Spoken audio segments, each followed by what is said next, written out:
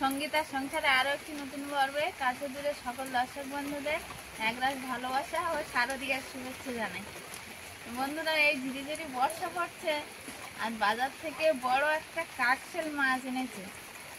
তো ওই বাগানে চলে এসেছি কচুরমুখী তুলতে। বর্ষা হচ্ছে তো আমি বলি কচুরমুখীটা আগে তুলে নিয়ে আসি, তারপর মাছ কাটতে বসবো। এই বাগানে চলে এসেছি। এই যে এই দিকটা কচু বাগান আছে।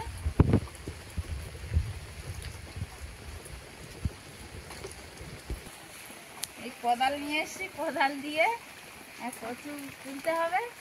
আর এদিকে যে বাগানটা পরিষ্কার করেছিলাম সে বাগানটা প্লাস্টিক দিয়ে ঢাকা দিয়ে দিয়েছি।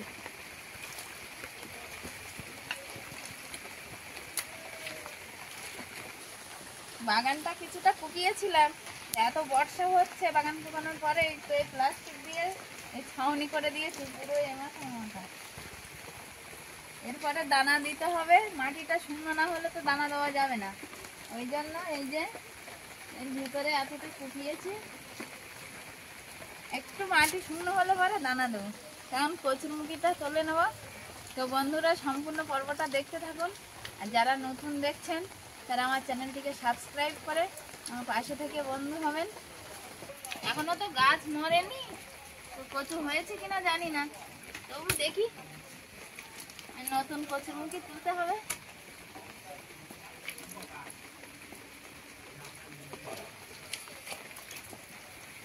কচুরমুখী সবে সবে বসছে, এটাকে এই যে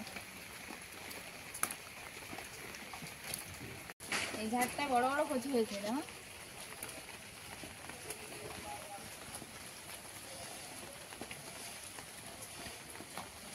এই একটা একটা সাদা আছে তো দেখা যাচ্ছে না ভালো, ধুলে দেখা যাবে।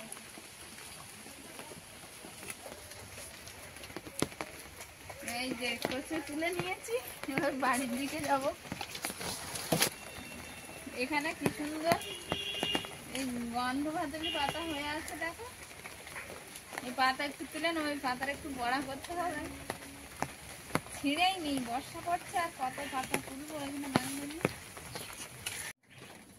বাগান থেকে কচুরমুখী তুলে নিয়ে এসছি, আর এই যে গন্ধ ভাজলি শাক একটু তুলে নিয়ে এসছি, আর এই যে কাকশেল মাছ বলছিলাম, এই যে এত বড় মাছ নিয়ে এসছি। মাছটা কেটে নেবো। এটাকে আমরা কাকশেল মাছ বলি। আর এটা এই মাছটা দু ধরনের হয়, একটা মিষ্টি জলে হয় আর একটা নদীতে হয়। মিষ্টি জলে যেগুলো হয় এত বড় বড় দাঁত হয় না আর এত বড়ও হয় না, আর এই নদীর মাছটা বড় হয়। আবার এই দাঁত দেখো কত বড় বড়, হা করিয়েছি, কি বড় বড় দাঁত। এই যে আর এই মাছ শিকার ধরার সময় এই যে এই হুল করে এটা নিয়েই বেশিরভাগ শিকার করে। দাঁতটা দেখো কি বড় বড়, এই যে এগুলো দাঁত, হাতে ফুটে গেলেও ব্যথা হবে। আর এই যে কচুরমুখী তুলেছি, কচুরমুখী নতুন নতুন কচুরমুখী তো এখনো ভালোভাবে সারিনি।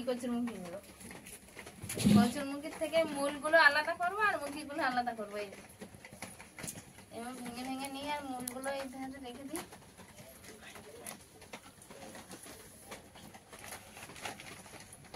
এইগুলো কচুরমুখী আর এগুলো মূলগুলো আলাদা করে নিয়েছি। মূলগুলো ভাজা খেলে ভালো লাগে কচুরমুখী। এই যে এখন আমি এই মাছটা কেটে নেবো। আগে মাছটা এখানে দাঁত আছে, এখান দিয়ে কেটে বাদ দিতে হবে। আগে পাতনাগুলো কেটে নিই। মাছের গায়ে আবার একটু একটু আঁশ আছে, তা আবার এই আঁশগুলো তুলে নেবো। আসলে মাছটা আঁশ ছাড়িয়ে আর ধুয়ে নিয়েছি, এবার কেটে নেব। এই দিকটা এই দাঁত আছে, এই দিকটা কেটে বাদ দেবো।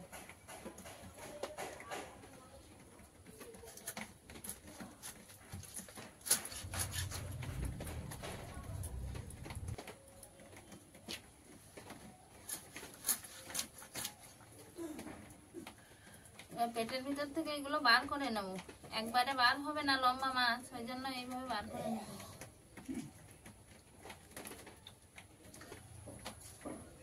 মাছগুলো কাটা হয়ে গেছে, এবার মাছগুলো গরম জল করে ধুয়ে নেবো ভালোভাবে। আর এবার এই কচুরমুখী গুলো কাটবো। এই যে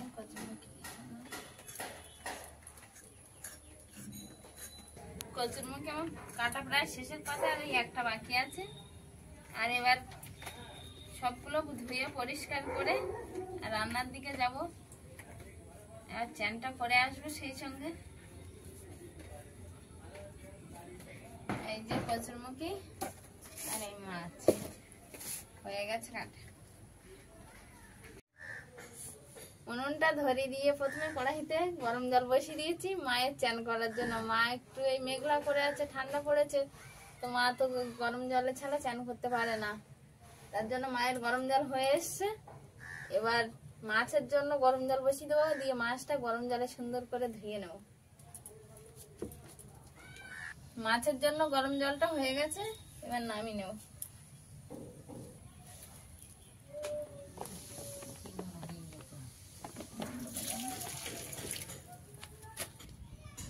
মাছের জন্য জলটা আমি উষ্ণ গরম নিয়েছি, এবার ধুয়ে নেব।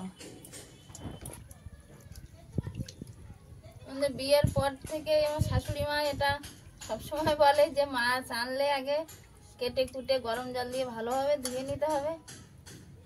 আর আমার এই করতে করতেও অভ্যাস হয়ে গেছে এতদিনে, শাশুড়ি মার বলা কথা এখনো এই মেনে চলছি, আর এটা একদম অভ্যাসেই পরিণত হয়ে গেছে। মাছে নুন হলুদ মাখানো হয়ে গেছে, কড়াইটা গরম হয়ে গেছে, এবার তেল দিয়ে দেবো।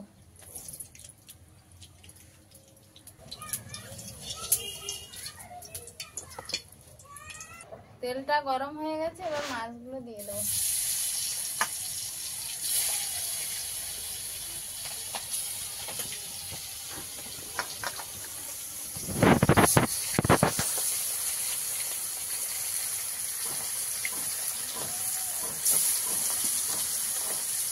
মাছটা ভাজা হয়ে গেছে, এবার মাছটা তুলে নেব।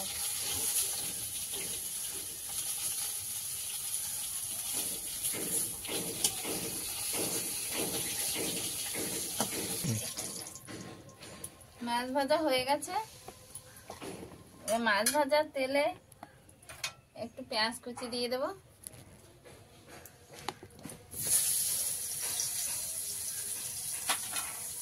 একটু ফোড়ন দিয়ে দেবো, একটু কাঁচা লঙ্কা দিয়ে দেবো। মাছটা ভাজা ভাজা হয়ে গেছে, এবার কচুরমুখী দিয়ে দেবো।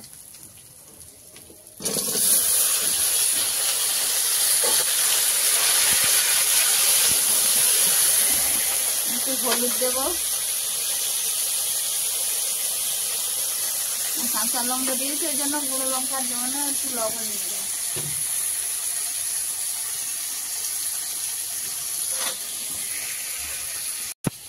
একটু জল দেবো, দিয়ে আর দিয়ে দেবো।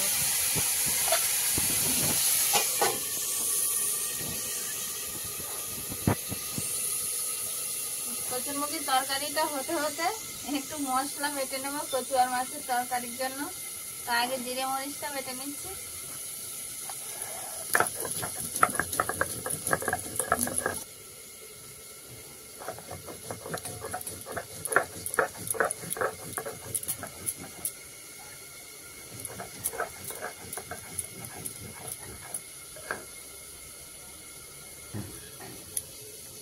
মশলাটা বাটা হয়ে গেছে, বাটিতে তুলে নেব।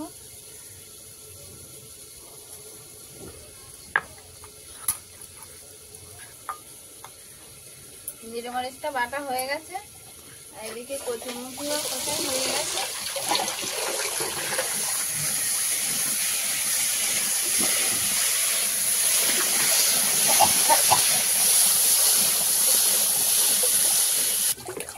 কচুরমুখিটা কষাই হয়ে গেছে, আর জলটা দিয়ে দেবো।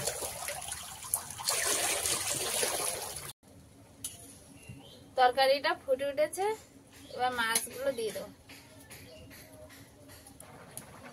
তরকারিটা ফুটে উঠেছে, আর এবার এই মশলাটা দেবো, দিয়ে আর নামিয়ে নেব।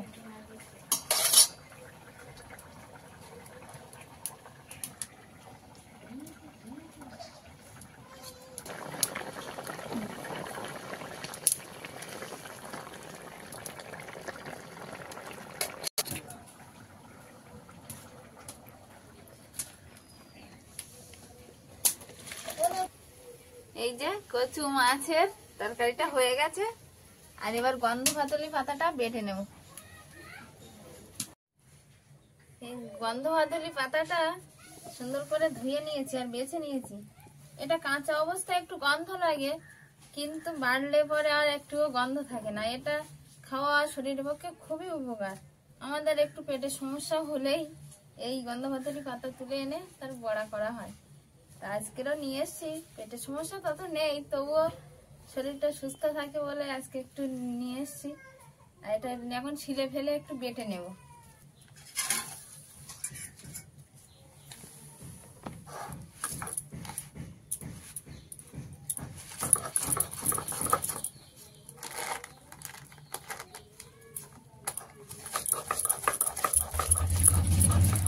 অনেকটা পাতা, কিন্তু বাড়লে আবার একটুখানি হয়ে যায়।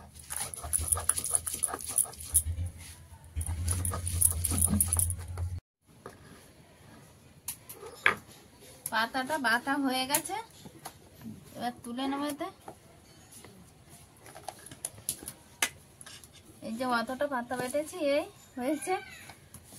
বদলি পাতা বড়ার জন্য একটু বেসন নিয়েছি,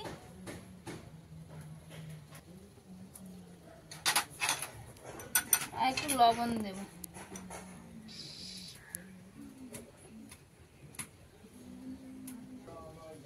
এতে দেব একটু জিরা বাটা।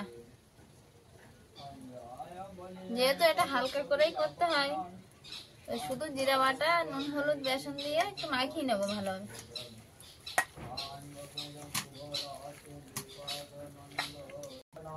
এটা ভালোভাবে মাখিয়ে নিয়েছি, আর কড়াটাও গরম হয়ে গেছে। কড়াইতে একটু তেল দিয়ে নেব। তেলটা গরম হয়ে গেছে, এবার এই পাতাটা এরকম বড়ি মতো করে দিয়ে দেব।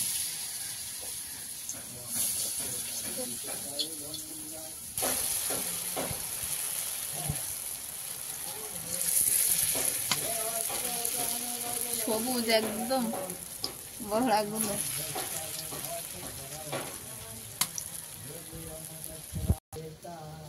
এগুলো এক পিঠ হয়ে গেছে, এবার উল্টে দেব। সবুজ পাতা বাটা তো পুরো, এগুলো হয়ে গেলে কালো কালো লাগবে। বড়াটা ভাজা হয়ে গেছে, এবার তুলে নেব।